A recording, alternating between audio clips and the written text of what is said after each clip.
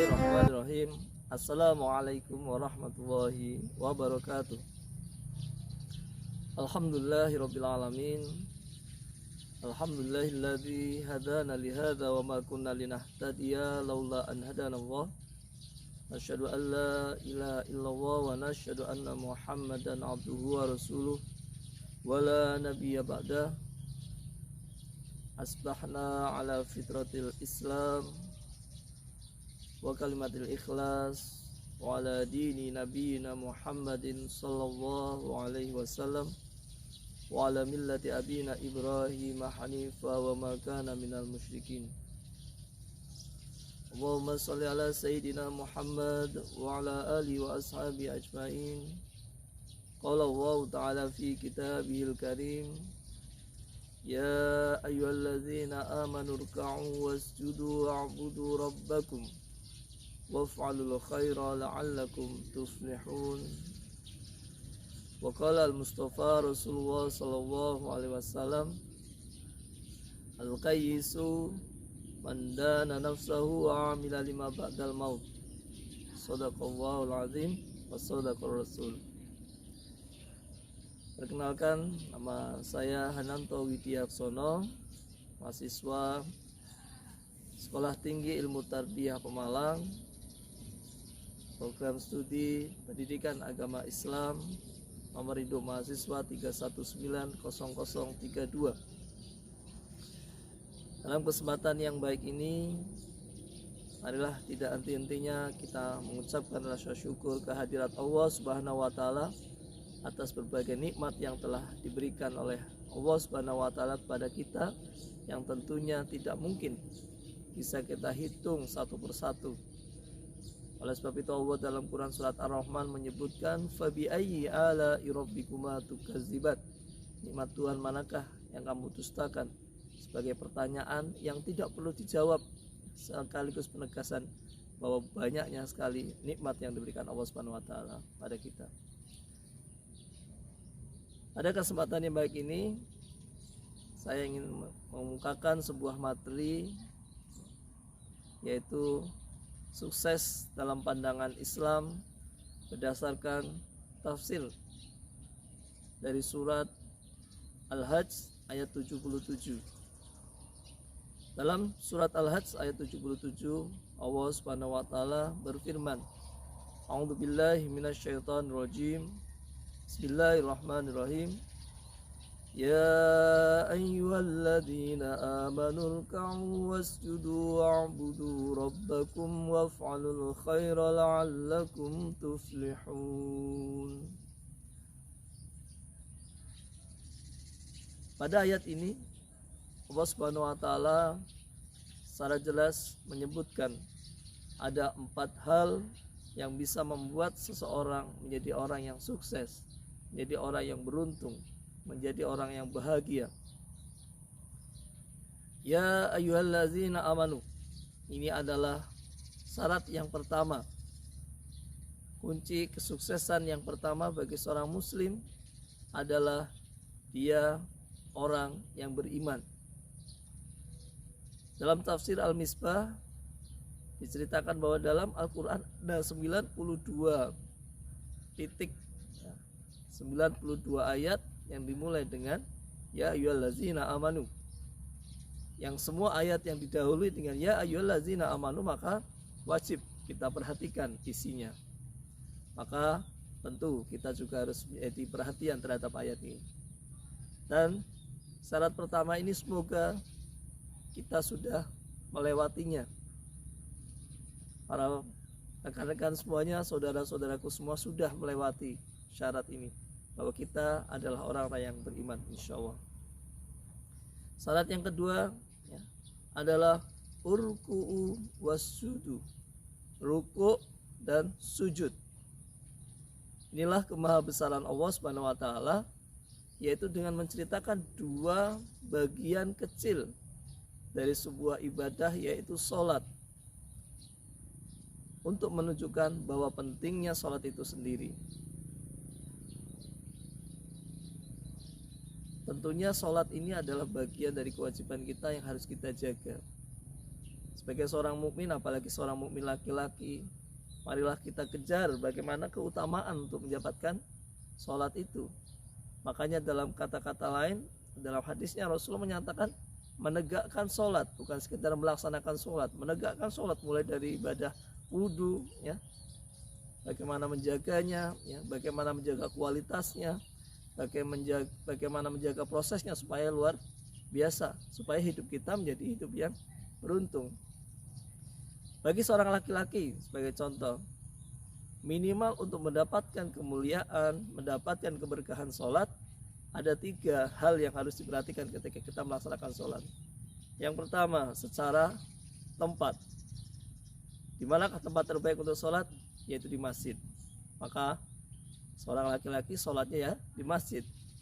Yang kedua, prosesnya. Bagaimana prosesnya? Prosesnya yaitu secara berjamaah, bukan munfarid, sendiri-sendiri, karena tingkatannya 27 derajat kalau kita sholat berjamaah. Yang ketiga apa? Secara waktu, di awal waktu. Tentunya akan mendapatkan kemuliaan, keberkahan dari sholat itu sendiri. Syarat yang ketiga, ya ayyuhallazina amanu ruk'u wasjudu wa'budu rabbakum. Beribadahlah kepada Rabbmu. Wa'budu rabbakum, beribadahlah kepada Rabbmu. Dengan ibadah yang sudah dicontohkan oleh Rasulullah. Rasulullah mencontohkan kepada kita ibadah mahdhah maupun ibadah ghairu mahdhah kepada Rabb kita. Maka tentunya kita harus selalu menjaga semua aktivitas kita di dunia diarahkan untuk mencari ridhonya Allah Subhanahu wa taala. Wa'budu rabbakum. Karena Allah yang menciptakan kita, Rabb kita. Yang keempat, untuk kunci sukses seorang muslim adalah waf'alul khair, dan berbuat baiklah. Kepada siapa kita berbuat baik? Tentunya kepada semua makhluk yang diciptakan oleh Allah Subhanahu wa taala, baik makhluk yang kelihatan maupun yang tidak kelihatan.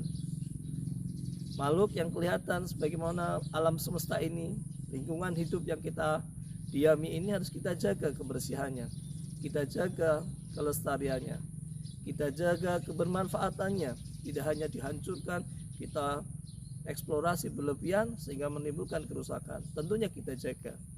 Makanya saya hadir di taman ini sebagai wujud kecintaan kita pada Allah Subhanahu wa taala. Bayangkan taman-taman surga yang ada di dunia kita, ya.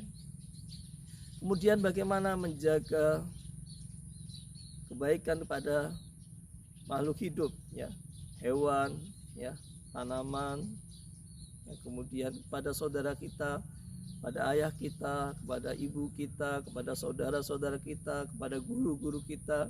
Ini adalah bagian dari berbuat baik, ya. Banyak sekali, ya, bagaimana berbuat baik, termasuk berbuat baik pada diri kita sendiri, ya.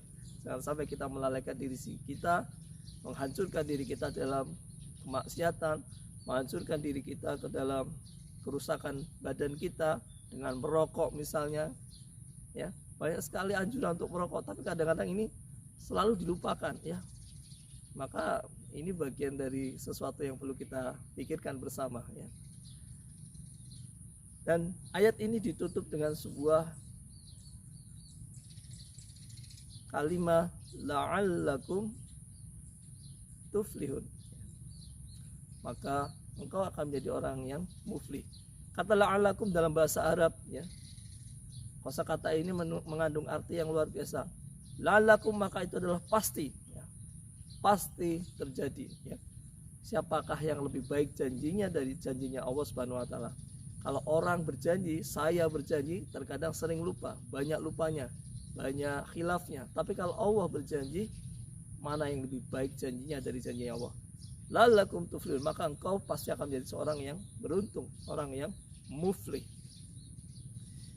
Saudaraku yang dirahmati Allah, dalam konsep ini, ya, kita berbuat pada orang tentunya harus dengan kecerdasan, ya. Ada sebuah hadis yang perlu kita pahami juga, ya, dari Rasulullah Shallallahu Alaihi Wasallam. Al-Qayyis, orang yang cerdas. Mandana nafsau, adalah orang yang dana nafsahu, menghitung-hitung dirinya, ya. Menghitung-hitung untuk memudahkan man sapa wonge. Kalau zaman dulu kita belajar bahasa Arab secara klasikal ya, di TPQ, di PMIQ, man sapa wonge dana. Saya masih ingat dana itu apa toh? Dana itu uang ya. Menghitung-hitung nafsahu, menghitung-hitung dirinya ya, sebagai berintrospeksi pada dirinya. Kalau bahasa kerennya, introspeksinya seperti apa? Introspeksinya ya, seberapa banyak kebaikan yang kita perbuat untuk masyarakat kita, sebagaimana kita ya berbuat maksiat kita seberapa banyak ya. Apakah perbandingan antara kebaikan yang kita buat dengan kemaksiatan yang kita lakukan sebanding? Kalau sebanding kita lebih buruk berarti ya. Karena hari waktu ke waktu yang terbaik adalah kita menjadi semakin baik, semakin soleh. Tidak hanya soleh tetapi juga muslih. Soleh untuk diri kita sendiri, tapi muslih, mensolehkan orang lain, berbuat baik untuk orang lain. Wa'amila, dalam lanjutan hadis ini, dan beramal lima ba'dal maut. Wa'amila lima ba'dal maut, dan beramal untuk kehidupan sesudah ia mati. Inilah cara pandang seorang muslim yang luar biasa. Dia berpandangan jauh ke depan, tidak hanya untuk hari ini, untuk dunia ini, tetapi untuk kehidupan yang lebih abadi, yaitu di akhirat kelak. Jadi cara berpandang kita, melakukan kita itu jauh di atas. Tidak hanya sekedar kita saat ini, tapi untuk kehidupan yang lebih abadi, yaitu kehidupan kita di akhirat kelak. Nah inilah yang luar biasa, melangkah dari titik pandang akhir kita. Wa amila lima badal maut. Maka sebagai orang yang cerdas, marilah kita beramal, yang amal kita itu bisa bernilai sampai hari kiamat. Dan dalam konsep ini guru kami pernah menyampaikan, yaitu apakah bedanya antara usia dan umur. Terkadang kita menganggap itu sebuah hal yang sama, ternyata ada perbedaan. Apa itu perbedaannya, saudara-saudaraku sekalian? Usia adalah jatah hidup kita di dunia. Siapakah yang tahu jatah hidup kita di dunia? 60 tahun, 70 tahun, 80 tahun, 90 tahun? Tidak ada yang tahu kecuali Allah Subhanahu wa taala. Inilah rahasianya. Tetapi kata umur berasal dari kata amara yu'amiru umuron, yang artinya berhubungan dengan kata memakmurkan. Artinya usia boleh pendek, usia tidak panjang, tetapi umur bisa memanjang sampai hari kiamat. Bagaimana supaya umur kita bisa memanjang sampai hari kiamat? Salah satunya kita beramal ya, yang amal itu bernilai panjang. Walaupun kita sudah meninggal misalnya, tetapi ada amal-amal yang masih berlanjut sampai hari kiamat. Pada siapa contohnya? Ya. Terputuslah sebuah amal kecuali karena 3 hal ya. Apa itu? Ilmu yang kita ajarkan, anak soleh yang mendoakan kita, dan yang ketiga adalah amal jariyah ya, yang masih dilaksanakan. Maka tentunya amal-amal yang baik ini harus kita pertahankan. Nah kita beramal, kita mempunyai anak ya yang selalu mendoakan kita, maka itu menjadi perpanjangan umur kita. Bukan perpanjangan usia, perpanjangan umur. Usia sudah meninggal misalnya. Sebagai contoh diri kami pribadi, saya mempunyai seorang ayah yang meninggal di tahun 2009, tapi ternyata umurnya bisa memanjang. Bagaimana cara memanjangkan umur? Salah satunya adalah saya sebagai anak berinteraksi ya, menjalin silaturahim dengan kawan-kawan ayah semasa hidup. Ini contoh saja ya. Kebetulan saya aktif di Pramuka dan ayah dulu adalah seorang pramuka.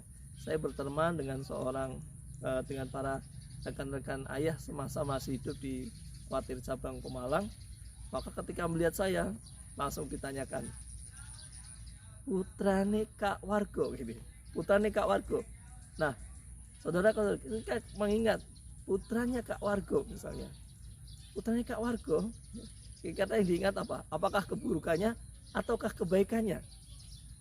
Saya yakin dalam hati bahwa yang diingat adalah kebaikannya. Maka marilah kita menjadi anak yang soleh. Dan kita kalau mempunyai istri, mempunyai jadi seorang kepala keluarga, ajarilah, didiklah anak-anak kita supaya menjadi anak yang soleh, tetapi tidak sekedar soleh, tapi juga muslim. Saudaraku sekalian yang dirahmati Allah, demikianlah ya, yang bisa kami sampaikan, sebuah kunci sukses dalam pandangan Islam berdasarkan surat Al-Hajj ayat 77.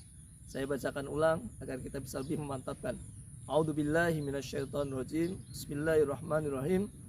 Ya ayyuhalladzina amanu ruk'u wasjudu wa'budu rabbakum waf'alul khaira la'allakum tuflihun. Semoga bermanfaat. Kurang lebihnya mohon maaf.